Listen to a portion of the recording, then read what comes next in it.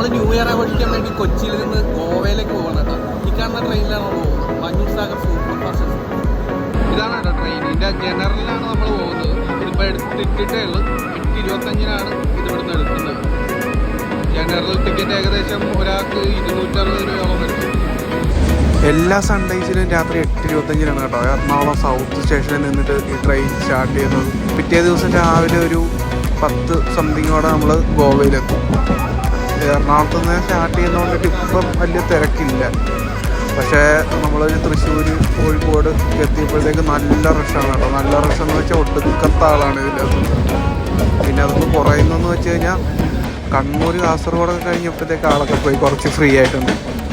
ഒരു 50 minute delay ആയിട്ടാണ് ഇപ്പോൾ ഇത് ഓടിക്കൊണ്ടിരിക്കുന്നത്. 10 രൂപ ഇപ്പം 11 മണിയൊക്കെ കാണിക്കുന്നുണ്ട്. നമുക്ക് നോക്കാം എത്ര മണിക്ക് എത്തും എന്നുള്ളത്.